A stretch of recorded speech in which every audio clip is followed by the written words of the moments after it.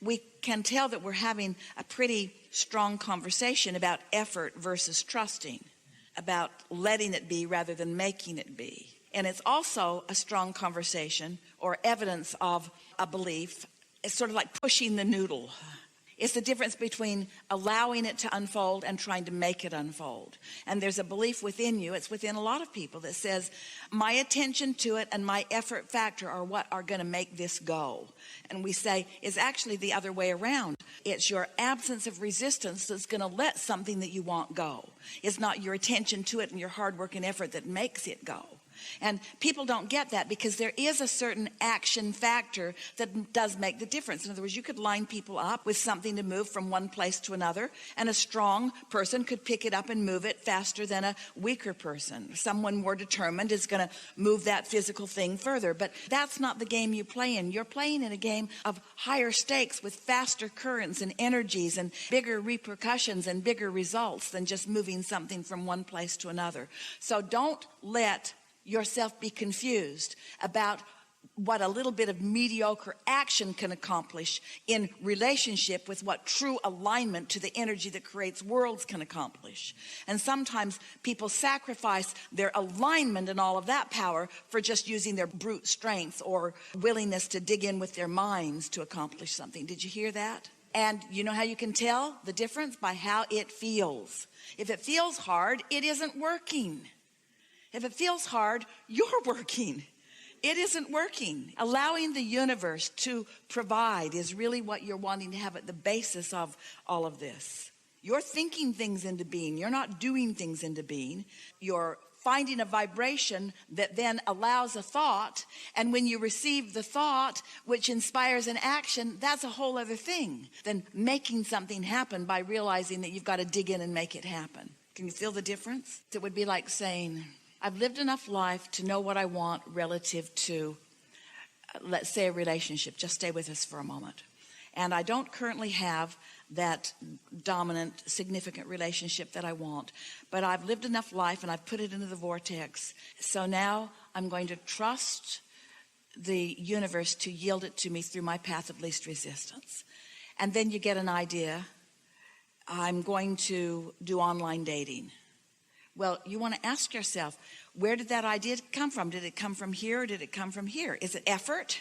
Is it logic and statistics? Or was it truly an inspired thought? Or I'm wanting to create a magnificent business enterprise and I put all of my desires and interests into my vortex and then I get an idea. Well, did the idea come from alignment or is it an action-oriented idea that I've tried before? You have to play with this a little bit before you know the difference. Just have to play with it for a while. And soon you'll be able to tell the difference about where the impulse is coming from the receiving mode of my connection with Source or from the receiving mode of me just being tired of not having what I want. You're always in some receiving mode because your tuner is always on. You just want to be aware of what you've got it tuned to. And you can tell that in a pretty accurate way by just assessing what's my general mood been today.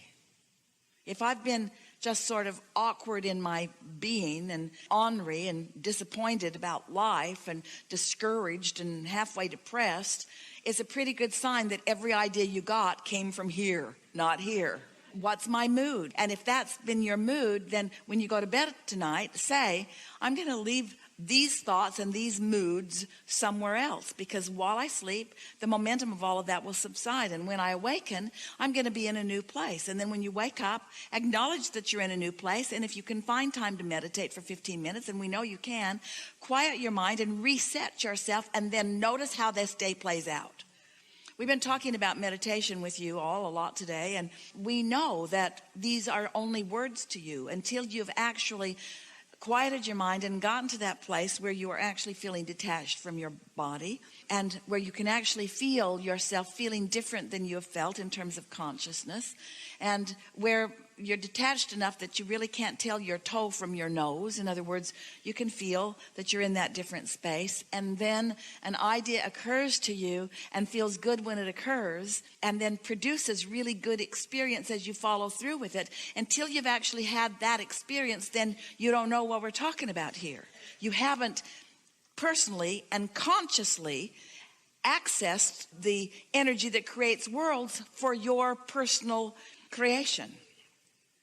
And so Esther's been noticing there are a couple of people in her life that she really likes a lot and thinks a lot about, and they are often presenting to her a conundrum that they can't quite work through, and she's been wanting so much for them to discover the magic and the clarity and the power of meditation, but they just don't quite go there.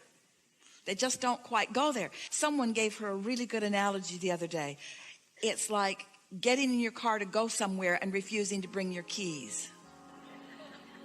So you almost got it all right. You went to the garage, you got in the vehicle, you opened the garage door, but you refused to bring your keys.